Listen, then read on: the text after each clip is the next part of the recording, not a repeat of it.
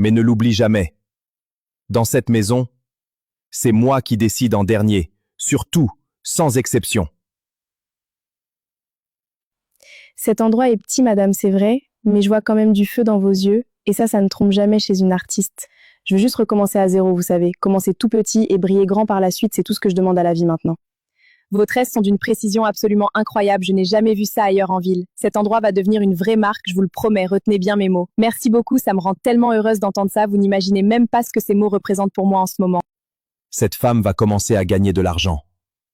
Et avec l'argent va venir le manque de respect. Je le sens venir, je le sais depuis le début. J'ai passé une très bonne journée aujourd'hui, vraiment excellente. J'ai même réussi à mettre un peu d'argent de côté pour la première fois depuis qu'on est arrivé ici. Ah bon? Madame est riche maintenant, c'est ça? Tu vas peut-être bientôt m'acheter une nouvelle voiture avec tes économies? Pourquoi tu ne peux pas juste être heureux pour moi une seule fois, Yves? Pourquoi faut-il toujours que tu transformes ma joie en quelque chose de suspect? Parce que je connais les femmes, figure-toi. Aujourd'hui, c'est un peu d'argent qui rentre, et demain, c'est la fierté qui s'installe dans la maison et qui finit par tout gâcher. Belle-sœur, j'ai entendu dire que ta petite boutique marche très bien en ce moment. Tout le quartier en parle déjà. Dieu m'aide, Mariam, c'est tout ce que je peux dire. Je travaille dur et les clientes viennent. C'est une bénédiction. Ne laisse surtout pas l'argent te faire oublier que tu es avant tout une épouse, ma sœur. Le succès d'une femme ne doit jamais dépasser la paix de son mari. Retiens bien ça de moi. Donc son inconfort à lui doit forcément devenir ma prison à moi. C'est ce que tu es en train de me dire, Mariam? Regarde-toi un peu parler maintenant. C'est exactement ce que l'argent finit toujours par faire aux femmes. Ça les rend insolentes du jour au lendemain. Pourquoi vous parlez toutes comme si mon travail était un crime que j'aurais commis?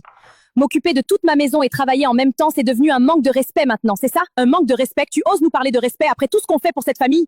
Puisque madame travaille maintenant et gagne son propre argent, faisons les choses de façon égale entre nous deux. 50-50 surtout, ce sera plus juste comme ça. 50-50? Tu veux dire quoi exactement par là, Yves? Sois plus précis avec moi. Le loyer, la nourriture, les frais des enfants, l'électricité, on divise tout ça en deux parts égales. C'est ça l'égalité que vous réclamez tant, vous les femmes, non? Mais Yves, c'est moi qui gère déjà toute la maison toute seule, qui cuisine, qui nettoie, qui s'occupe des enfants du matin au soir sans aucune aide de ta part. Les femmes crient toujours égalité, égalité bien fort. Jusqu'au moment précis où il faut sortir l'argent de leur poche, là tout d'un coup elles deviennent silencieuses. Ce n'est pas juste ce que tu me demandes là, Yves, tu le sais très bien au fond de toi.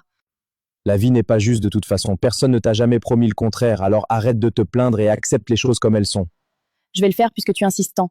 Pas parce que c'est juste, mais simplement parce que je suis fatiguée de me battre contre toi sur chaque petite chose. Maman, je n'arrive pas à retrouver mon cahier de devoirs nulle part. Tu peux m'aider avant que je sois en retard? D'accord, mon chéri, montre-moi ton sac. Oui, voilà. Ne t'inquiète pas, on va le trouver. Avant de filer comme d'habitude à ta boutique, tu passerais d'abord déposer les enfants à l'école, c'est sur ton chemin de toute façon.